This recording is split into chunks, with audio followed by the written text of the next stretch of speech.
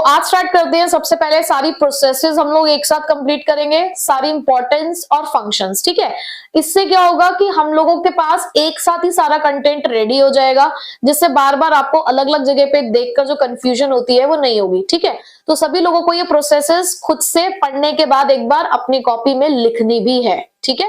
तो सबसे पहले हम लोग स्टार्ट कर रहे हैं प्लानिंग प्रोसेस से। तो प्लानिंग प्रोसेस को याद करने के लिए हमारे पास एक्रोनिम है SDICE IF। सबसे पहला स्टेप है प्लानिंग प्रोसेस के अंदर setting objective, then developing premises, third one is identifying the alternative courses of action, fourth one is evaluating the alternatives, next is selecting an alternative, implementing the plan and the follow up action। Setting objectives में हम लोग क्या करते हैं, सबसे पहले objectives को set करते हैं कि क्या टारगेट है जिसे हमें अचीव करना है। उस टारगेट को अचीव करने के लिए प्रेमिसेस के अंदर हम फ्यूचर अजम्पशंस बनाते हैं। फ्यूचर अजम्पशन के बेसिस पर ऑल्टरनेटिव्स को आइडेंटिफाई करते हैं, यानी कि किस तरीके से ऑब्जेक्टिव्स को अचीव किया जा सकता है। उसके बाद इवैल्यूएट किया जाता है। इवैल्यूएशन मतलब सभी ऑल्टरनेटिव्स के पॉजिटिव और नेगेटिव पॉइंट्स को चेक किया जाता है, और जो भी alternative with least negative consequences profitable और फीजिबल होता है उसको सिलेक्ट किया जाता है। सिलेक्ट करने के बाद इंप्लीमेंटिंग द प्लान का मतलब है putting the plan into the action, यानी कि उसके ऊपर वर्क करना स्टार्ट किया। देन फॉलो अप, यानी कि टाइम टू टाइम उसको मॉनिटर किया कि अगर कुछ चेंज करने की जरूरत है, रिवाइज करने की जरूरत है तो वो रिवाइज किया जाएगा। नेक्स्ट प्रोसेस हम लोग पढ़ते हैं आप ऑर्गेनाइजिंग, जिसके लिए हम एक्रोनिम पढ़ेंगे ID-DAY, ठीक है। तो इसके अंदर ID है identification and division of work, D है हमारे पास डिपार्टमेंटलाइजेशन, A है असाइनमेंट ऑफ ड्यूटीज, और E है हमारे पास establishing the reporting relationship. Identification and division of work में क्या होता है कि प्लानिंग से हमें ऑब्जेक्टिव पता चल चुके होते हैं, उसी के बेसिस पर हम यहाँ पर आइडेंटिफाई करते हैं कि हमें क्या काम करना है, और उसी काम को हम लोग यहाँ पर डिवाइड करते हैं। उसके बाद काम के डिवीजन के बेसिस पर ही डिपार्टमेंटलाइजेशन किया जाता है, यानी कि अलग अलग डिपार्टमेंट्स में हम लोग अपने वर्क को डिस्ट्रीब्यूट करते हैं, और ये departments on the basis of direction हो सकते हैं, on the basis of product भी हो सकते हैं। उसके बाद असाइनमेंट ऑफ ड्यूटीज, यानी कि काम तो हमने बांट दिया है, हर एक डिपार्टमेंट के ऊपर एक हेड रखा जाता है जिसको ड्यूटीज असाइन की जाती है, यानी कि हर एक डिपार्टमेंट को वो जो हेड होगा वो मैनेज करेगा। उसके बाद एस्टैब्लिशिंग रिपोर्टिंग रिलेशनशिप का मतलब होता है who has to report to whom, यानी कि कौन जाकर ऑर्डर देगा और कौन किससे ऑर्डर रिसीव करेगा, वो सारी चीजें यहाँ पर हमें पता चलती है, ठीक है। सबसे स्मॉलेस्ट प्रोसेस ऑर्गेनाइजिंग की ही होती है। देन उसके बाद नेक्स्ट प्रोसेस आती है स्टाफिंग की। तो स्टाफिंग की प्रोसेस के लिए ऐसा कोई एक्रोनिम तो नहीं है, क्योंकि बहुत लंबी प्रोसेस थी, थोड़ा नहीं बन पा रहा था। तो पहला पॉइंट है इसके अंदर एस्टिमेटिंग मैन पावर रिक्वायरमेंट, जिसके अंदर दो चीजें होती हैं, वर्कलोड और workforce analysis. Basically estimating man power requirement हमें ये बताता है कि कितने लोगों की जरूरत है और कौन से टाइप की, जिसके लिए वर्कलोड एनालिसिस तो ये बताता है कि रिक्वायरमेंट कितनी है, यानी कि number and type of personal required. वहीं पे वर्कफोर्स एनालिसिस ये बताता है कि the number and types of personal available, ठीक है। अगर आपका अवेलेबिलिटी यानी कि वर्कफोर्स एनालिसिस ज्यादा है वर्कलोड से, यानी कि अवेलेबिलिटी ज्यादा है रिक्वायरमेंट से, दैट मींस आप ओवरस्टाफ्ड हो। वहीं पे अगर वर्कफोर्स एनालिसिस कम निकल कर आती है वर्कलोड से, इसका मतलब अवेलेबिलिटी कम है रिक्वायरमेंट ज्यादा है, तो आप अंडरस्टाफ्ड हो। दोनों बराबर होंगे तो आप ऑप्टिमली स्टाफ्ड हो। Next recruitment. रिक्रूटमेंट का मतलब होता है कि जहां पर हम प्रोस्पेक्टिव कैंडिडेट्स को इनवाइट करते हैं, सिर्फ एक इनविटेशन है कि हमारे यहाँ पे जॉब्स वेकेंट है, अगर आप एक सुटेबल कैंडिडेट हो तो हमारे यहाँ पर आकर आप अप्लाई कर सकते हो। रिक्रूटमेंट दो तरीके से किया जा सकता है, इंटरनल और एक्सटर्नल सोर्स ऑफ रिक्रूटमेंट। दोनों के ही अपने एडवांटेज और डिसएडवांटेज होते हैं। थर्ड वन इज सिलेक्शन, यानी कि आपको क्या करना है, जितने भी लोग आपके पास आए होंगे under the process of recruitment, उसमें से आपको बेस्ट को सिलेक्ट करना होगा। जहां पर हम दो ऑब्जेक्टिव्स के साथ ये काम करते हैं कि सबसे पहला तो काम हमारा ये कि हम बेस्ट को चूज कर रहे हैं अमंग द अवेलेबल, और नंबर टू कि जिसको भी हमने यहाँ पर सिलेक्ट किया है हम उसकी सेल्फ एस्टीम और प्रेस्टीज को मेंटेन करेंगे, ठीक है। मैं यहाँ पे बहुत ही इंपॉर्टेंट वर्ड्स बोल रही हूँ जो आपको केस स्टडी में हो सकता है देखने को मिल जाए। उसके बाद प्लेसमेंट एंड ओरिएंटेशन। प्लेसमेंट का मतलब होता है occupying the job position for which the candidate has been selected, यानी कि जिस जॉब पोजीशन के लिए आपने उसको सिलेक्ट किया है आप उसको वो जॉब दे देते हो, वो अपनी पोजीशन को ऑक्यूपाई करता है। Orientation means familiarizing the candidate with the organization, basically with the organization rules, regulations, superior, subordinate and colleagues, यानी कि पूरा उसको एक राउंड कटवा रहे हैं हम ऑर्गेनाइजेशन का, उसको फैमिलराइज करा रहे हैं पूरे ऑर्गेनाइजेशन से। उसके बाद आता है training and development. Training is only related to the specific skill, training और development both are related to the learning, दोनों ही एक लर्निंग प्रोसेस है, but training is only confined to the limited skills, यानी कि ट्रेनिंग के अंदर सिर्फ आपकी जॉब से रिलेटेड कुछ लिमिटेड स्किल्स से रिलेटेड अगर आपको पढ़ाया जा रहा है तो वो ट्रेनिंग है। बट डेवलपमेंट आपकी ओवरऑल ग्रोथ के बारे में बात करता है। ट्रेनिंग सिर्फ जॉब ओरिएंटेड है, वहीं पर डेवलपमेंट करियर ओरिएंटेड है। परफॉर्मेंस अप्रेजल यानी कि आपने जो काम कर दिया है अब उसका इवैल्यूएशन होगा कि आपकी पास्ट परफॉर्मेंस करंट परफॉर्मेंस को इवैल्यूएट किया जाएगा कि क्या टारगेट्स अचीव हुए हैं या नहीं। प्रमोशन एंड करियर प्लानिंग, आपकी परफॉर्मेंस अप्रेजल रिपोर्ट यानी कि जो आपकी रिपोर्ट कार्ड है वही डिसाइड करेगी कि आपका प्रमोशन, यानी कि अगर अच्छा काम करोगे तो प्रमोशन होगा, या ऐसा भी हो सकता है कि डिमोशन हो जाए या ट्रांसफर करना पड़ जाए, तो वो सारी चीजें करियर प्लानिंग में होंगी। उसके बाद जो काम आप कर रहे हैं उसके लिए आपको क्या दिया जाएगा, कॉम्पेंसेशन। कॉम्पेंसेशन देने के दो तरीके होते हैं, डायरेक्ट और इनडायरेक्ट, यानी कि डायरेक्ट मनी की फॉर्म में दिया जा सकता है, इनडायरेक्ट मतलब इन काइंड की फॉर्म में भी दिया जा सकता है। ठीक है, इन काइंड मतलब जैसे कि आपको कन्वेंस फैसिलिटी दे दी, रहने के लिए घर दे दिया, इस तरीके से परक्विजिट जिसे हम कहते हैं। नेक्स्ट हमारे पास जो प्रोसेस है वो है हमारी कंट्रोलिंग प्रोसेस, जिसके लिए आप याद कर सकते हैं SM कैट, सीमाई कैट। तो जिसमें एस है हमारे पास सेटिंग परफॉर्मेंस स्टैंडर्ड, यानी कि आपको सबसे पहले परफॉर्मेंस का स्टैंडर्ड सेट करना होगा। स्टैंडर्ड्स आर दी बेंचमार्क्स जिसके अगेंस्ट आपकी परफॉर्मेंस को इवैल्यूएट किया जाएगा, मेजर किया जाएगा, और ये दो तरीके के होते हैं, क्वालिटेटिव और क्वांटिटेटिव। उसके बाद मेजरमेंट ऑफ एक्चुअल परफॉर्मेंस, जब हमने परफॉर्मेंस स्टैंडर्ड सेट किए तो अब हम आपकी एक्चुअल परफॉर्मेंस को यहाँ पर सेट करेंगे कि आप कहां तक पहुंचे हैं, जिसके लिए कुछ टेक्निक्स का इस्तेमाल किया जाता है, जैसे कि sample checking, personal observation, calculation of some ratios. ठीक है, next comparing the actual performance with standard, यानी कि यहाँ पर हम कंपेयर करेंगे एक्चुअल को स्टैंडर्ड के साथ कि हमने एक स्टैंडर्ड सेट किया फर्स्ट स्टेप में, सेकंड में हमने एक्चुअल परफॉर्मेंस आपकी मेजर कर लिया, दोनों के बीच का डिफरेंस क्या रहा, जिसको हम यहाँ पे बोलते हैं डेविएशन। तो वो डेविएशन पॉजिटिव भी हो सकता है और नेगेटिव भी हो सकता है। उसके बाद उसी डेविएशन को यहाँ पर किया जाता है एनालाइज, यानी कि उसका टाइप क्या है उस डेविएशन का, क्या वो ऐसा डेविएशन है जो क्रिटिकल पॉइंट कंट्रोल से रिलेटेड है, जिसे CPC कहते हैं, जहां पर हमको ये चेक करना होता है कि बहुत सारे ऐसे की रिजल्ट एरियाज होते हैं जो किसी भी ऑर्गेनाइजेशन की सक्सेस के लिए बहुत ही क्रिटिकल होते हैं, कि अगर वहां गड़बड़ हुई तो हमारी जो सक्सेस है वो अफेक्ट हो सकती है।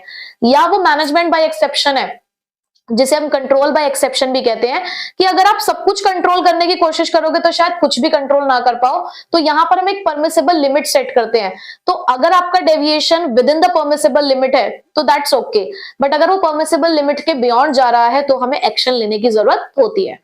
उसके बाद डेविएशन के टाइप ही हमें बताएगा कि हमें किस तरीके का करेक्टिव एक्शन लेना है। तो लास्ट स्टेप होता है इसके अंदर टेकिंग करेक्टिव एक्शन, जहां पर हम लोग देखेंगे कि डेविएशन का टाइप क्या है, उसका सॉल्यूशन क्या हो सकता है।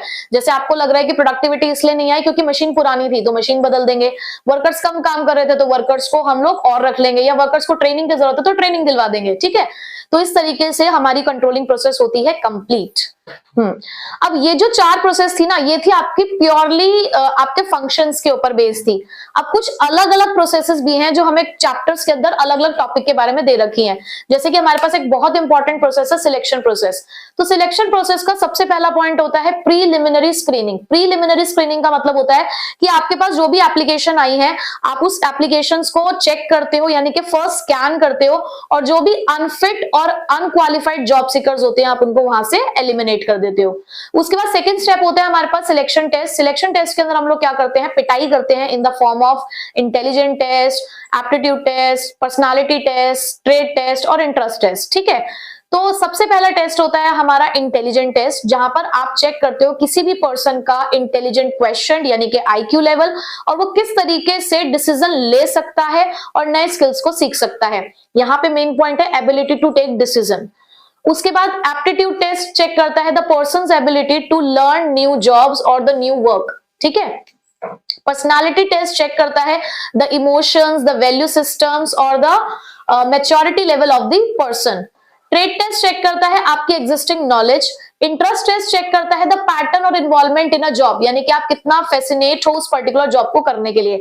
आपको जो यहाँ पे सामने लाइंस दिखाई दे रही होंगी बिल्कुल की लाइंस है, यानी कि जब आप आंसर्स लिख रहे हो तो उसमें ये लाइंस जरूर होनी चाहिए, और इसको आप केस स्टडी के लिए भी यूज कर सकते हो। नेक्स्ट स्टेप आता है हमारे पास एम्प्लॉयमेंट इंटरव्यू। ये एक इन डेप्थ कॉन्वर्सेशन होती है between the employer and the employee, और जहां पर दोनों ही कैंडिडेट एक दूसरे के साथ कुछ इंफॉर्मेशन शेयर करने की कोशिश करते हैं। The next one is reference check, यानी कि अगर आपने इंटरव्यू क्लियर कर लिया तो उसके बाद आपका रेफरेंस चेक होगा, जहां पर हम लोग आपसे मंगवाएंगे कुछ रेफरेंस, यानी कि अगर आप कहीं पहले काम कर चुके होंगे तो वहां से आपसे नेम्स मांगे जाएंगे, बेसिकली आपका बैकग्राउंड चेक करने के लिए, ताकि हम आपके थ्रू जो एप्लीकेशन में आपने इन्फॉर्मेशन दी है उसको क्रॉस चेक कर सके। उसके बाद किया जाता है सिलेक्शन डिसीजन, यानी कि जिसने टेस्ट क्लियर कर दिया, इंटरव्यू क्लियर कर दिया, रेफरेंस चेक्स को क्लियर कर दिया, अब हम यहाँ पर उस कैंडिडेट को सिलेक्ट करेंगे जिसने ये सारी जो हर्डल्स हैं उनको क्रॉस किया होगा। फिर होगा उसका मेडिकल एग्जामिनेशन, यानी कि एक बार हम फिर भी उसका मेडिकल एग्जामिनेशन लेंगे ज्वाइनिंग से पहले, और जो मेडिकली फिट होगा वही आगे जाएगा। उसके बाद जॉब ऑफर होगी, यानी कि जिस चीज के लिए हमने उसको सिलेक्ट किया था तो एक अपॉइंटमेंट लेटर टाइप हम उसको प्रोवाइड करते हैं एक श्योरिटी के लिए कि you have been selected now, ठीक है। उसके बाद लास्ट में कॉन्ट्रैक्ट ऑफ एम्प्लॉयमेंट बनाया जाता है, which is an agreement between the company and the employee, जिसके अंदर सारे रूल्स और रेगुलेशंस लिखे होंगे कि आप इस ऑर्गेनाइजेशन में कैसे काम करोगे, कंपनी भी किस तरीके से काम करती है, सिक रूल्स क्या है, पे स्केल्स क्या है, क्या टर्म्स एंड कंडीशन है, वो सब लिखा होता है। हमारे पास आती है मैस्लो की थ्योरी ऑफ मोटिवेशन, उसकी प्रोसेस, यानी कि मैस्लोस थ्योरी, जहां पर आपको पता है कि नीड्स को 5 पार्ट्स में डिवाइड किया गया, 5 लेवल्स है हमारे पास हमारे मैस्लो के अकॉर्डिंग। सबसे पहला होता है उसके अंदर physiological need. Physiological need basic need होती है बिल्कुल, जहां पर जैसे हम कहते हैं ना कि हमें रोटी कपड़ा मकान चाहिए, उसी तरीके से जब हम ऑर्गेनाइजेशन में जाते हैं तो सबसे पहले हमें चाहिए सैलरी। तो इन टर्म्स ऑफ मनी जब हम बात करते हैं तो वो होती है हमारी बेसिक फिजियोलॉजिकल नीड। अगली नीड आती है हमारी सेफ्टी नीड्स, जहां पर बेसिकली हम लोग ये देखते हैं कि हम जिस जगह पर काम कर रहे हैं वहां पर हमारी जॉब कितनी सिक्योर है, तो जॉब सिक्योरिटी की बात होती है, कहीं ना कहीं पेंशन प्लान्स के बारे में बात होगी, रिटायरमेंट प्लान्स के बारे में बात होगी। उसके बाद सोशल एंड बिलोंगिंगनेस नीड, जहां पर हमें क्या चाहिए, लव, अफेक्शन और फ्रेंडशिप, कि जिस जगह पर हम काम करते हैं वहां पर कुछ रिलेशनशिप्स भी हमारे बिल्डअप होने चाहिए। उसके बाद एस्टीम नीड्स, एस्टीम नीड का मतलब होता है द पीयर रिकॉग्निशन, कि जिस जगह पर हम काम कर रहे हैं वहां पर हमारी जॉब की एक अलग पहचान हो, जहां पर कहीं ना कहीं हम लोग एक स्टेटस की तरफ जाना चाहते हैं, यानी कि एक डेजिग्नेशन को एक नेम मिल जाए, ठीक है। उसके बाद सेल्फ एक्चुअलाइजेशन नीड, यानी कि हायर लेवल ऑफ नीड, जहां पर हम सेल्फ फुलफिलमेंट और अपने गोल्स के अचीवमेंट के बारे में बात करते हैं कि हम डिजर्व करते थे जहां तक पहुंचना, वहां तक हम पहुंच पा रहे हैं, ठीक है।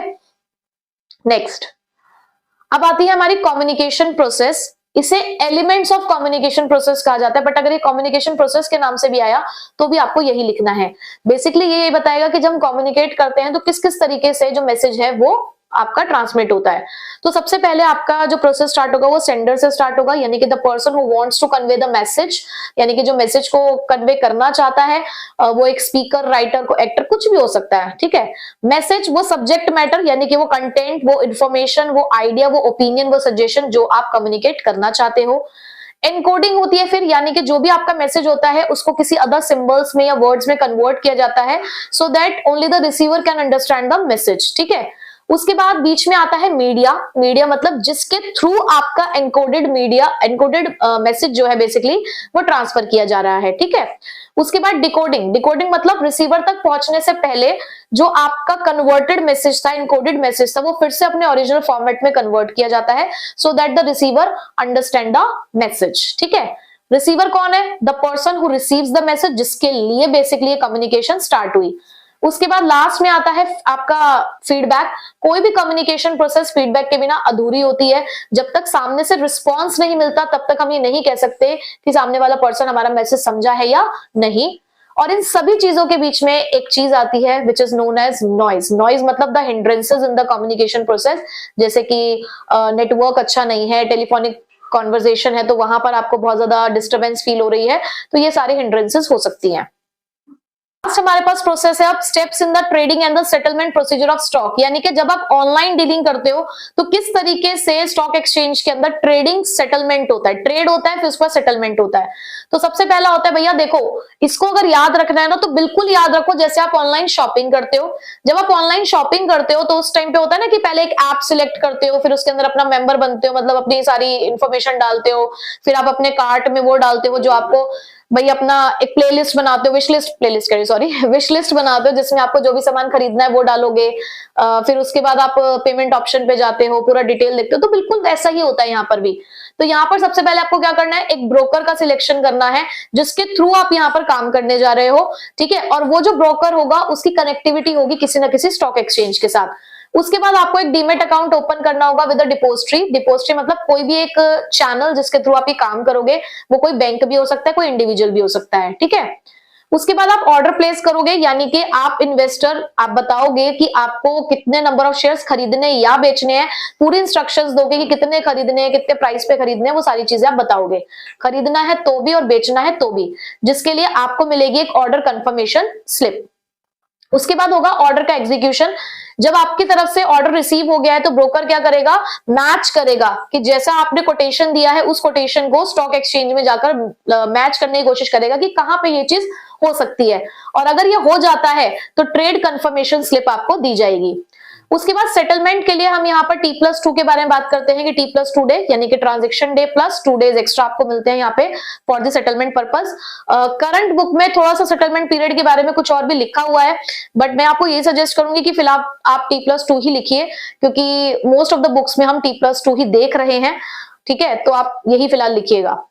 उसके बाद यहाँ पर क्या होता है कि एक पे इन डे और पे आउट डे भी होता है। पे इन डे का मतलब होता है जहां पर ब्रोकर की तरफ से स्टॉक एक्सचेंज के पास अगर शेयर्स बेचे जा रहे थे तो शेयर्स ट्रांसफर होंगे, पेमेंट होनी थी तो पेमेंट हो जाएगी, यानी कि वन साइड जब काम हो जाता है तो दैट इज पे इन डे। पे आउट डे का मतलब है जब स्टॉक एक्सचेंज की साइड से काम हो रहा है, पेमेंट जानी होगी तो पेमेंट वाली बात है, शेयर्स जाने होंगे तो शेयर्स, तो दैट इज नोन एज पे आउट डे, ठीक है। तो इस तरीके से स्टॉक एक्सचेंज के अंदर सेटलमेंट की जाती है। तो पूरी बुक में सिर्फ इतनी ही प्रोसेसेस हैं जो मैंने आपको यहाँ पे पढ़ाई, पूरा एक साथ आपने पढ़ लिया है, ठीक है। अब नेक्स्ट हम लोग देख लेते हैं कि अलग अलग फंक्शंस और इंपॉर्टेंस क्या है।